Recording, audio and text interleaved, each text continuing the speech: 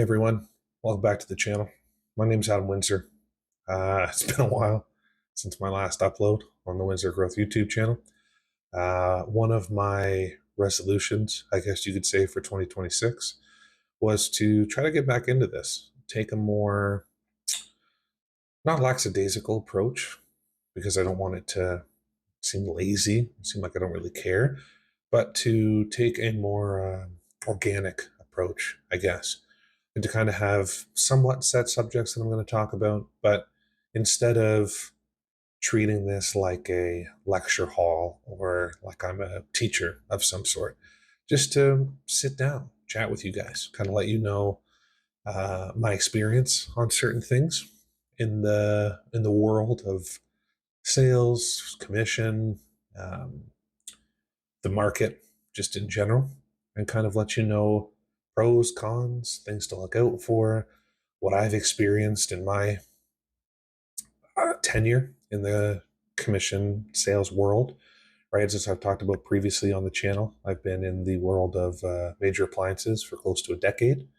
I've been in the commission environment exclusively for about 6.5 years, approximately. And just to kind of let you know what I see, uh, what I would, I guess, tell my younger self if I was able to watch this video a decade ago when I first got into this world, what I would kind of advise to what walls to put up, how to protect yourself in the world of commission based sales, just little stuff like that. So,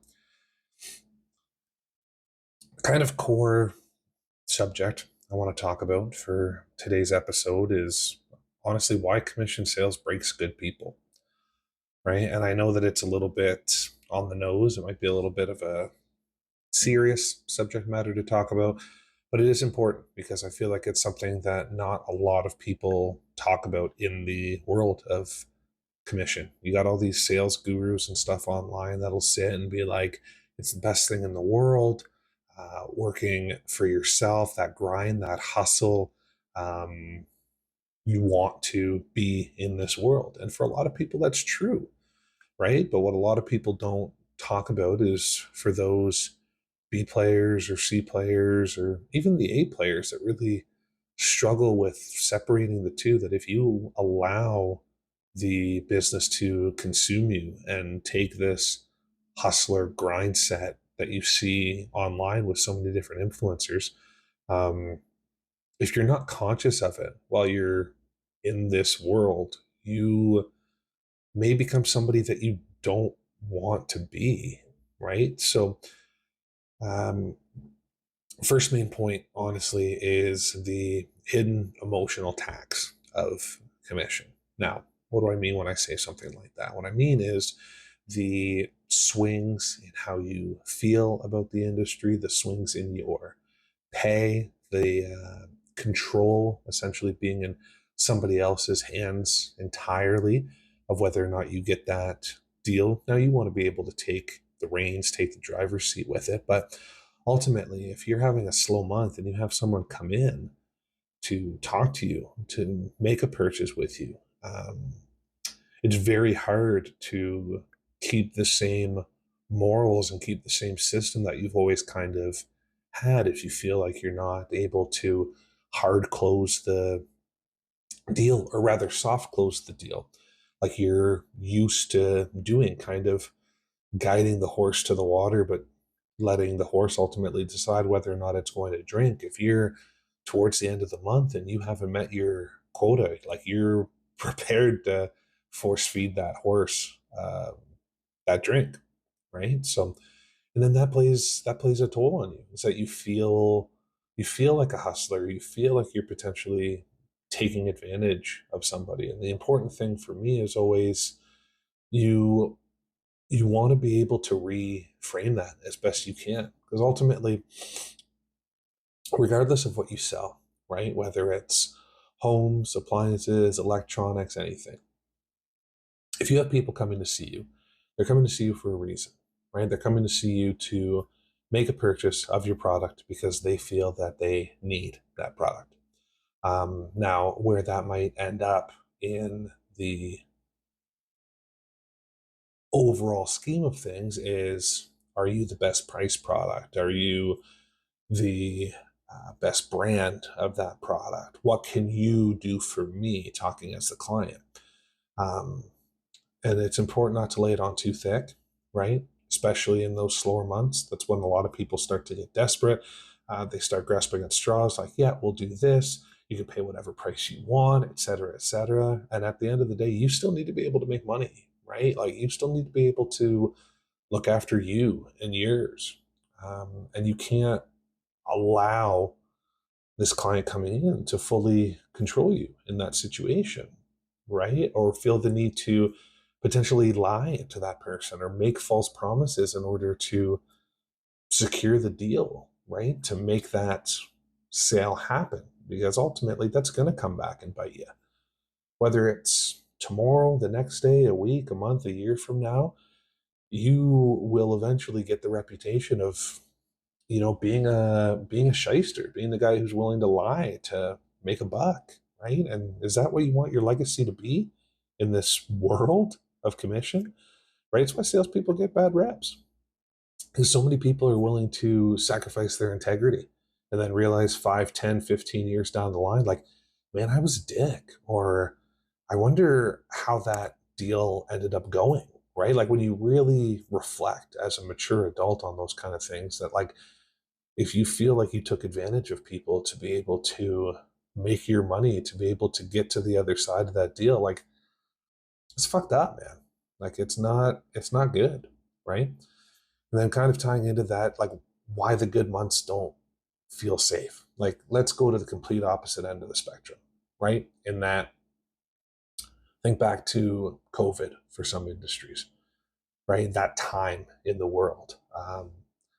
The economy was booming, right? Like, people had all this extra money lying around. It's not really extra, but that's a separate conversation. But had all this money lying around of not going on vacations and whatnot. So they were renovating, right? Like, my industry was on fire for years. But when you're in it, it can be very easy to get distracted of, like, oh man, this is great. But then when you back away, it's like there's always this looming feeling of that this isn't going to last. So I need to go and push and grind and really, really work for those dollars and cents while I'm in it, right? And the hard part is um, counting those little wins, right? Like, stack up those wins. If you're doing well in that moment, enjoy it, right? Because there is that swing in commission, right? You're going to have really, really high months, and you're going to have really, really low months.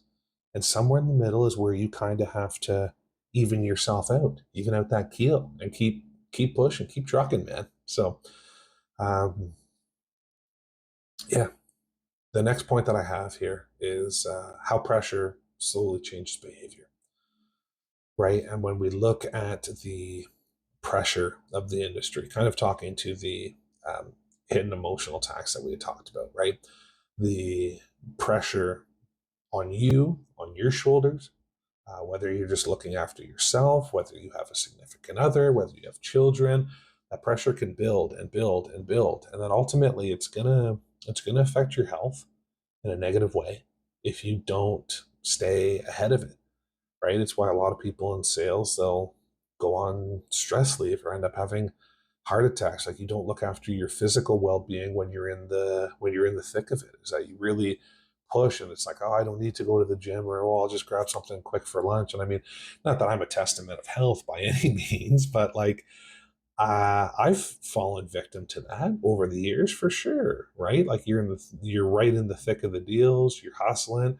Oh, I'll just go grab something quick, come back so I can get right back to work, right? You become lethargic. You're constantly sitting at your desk in front of your computer, doing those kind of deals on the phone, right? Then eventually, like anything, man, like, that kind of stuff catches up with you, and it's not good, to put it simply, right? You need to stay aware, whether it's meal prepping and keeping a clean diet, whether it's making better choices if you are in a rush for food, right? Like, you need to make sure that you are on top of that, right?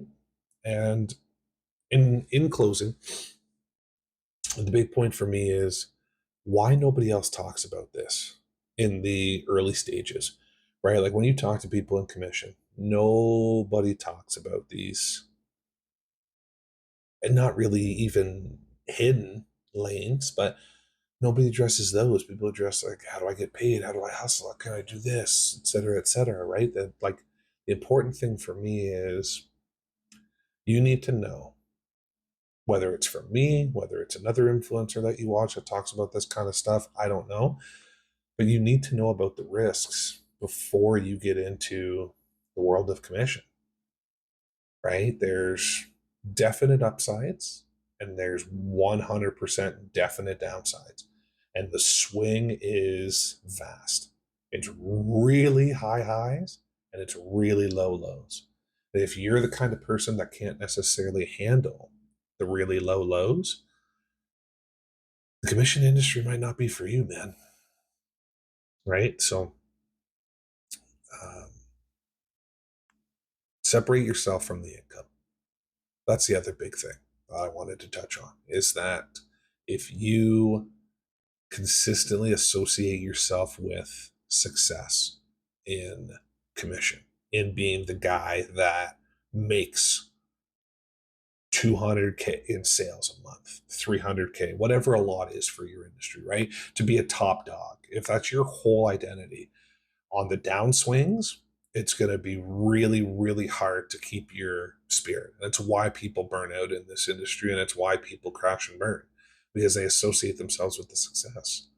And then once that starts to go away, um, you lose, right? You lose good people. You lose part of yourself if you're one of those people that identifies with the success side of things and that kind of stuff. That, yeah, man, it's tough, right? It's not an easy industry.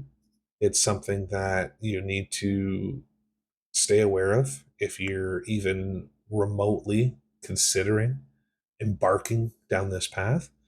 Um, if I could talk to my younger self, I would honestly say be careful, right? Get a few things in place mentally before you jump in to this world. Um, don't be scared of the commission early on, of how you're getting paid. Um, be mindful of the toll that it will take on you emotionally. Like, look at those around you in the industry, see how they're doing in their own worlds, and think deeply that if things don't necessarily go my way, am I prone to making bad decisions? Am I prone to the negatives in life, or can I be resilient and push past it? Right. That's the big thing. So honestly, like I said, I'm going to try to take a much more organic approach, almost keep it like a podcast kind of thing. Just me and you guys behind the camera. Um, yeah, I appreciate you tuning in to watch if you decide to do so. We'll see you in the next one.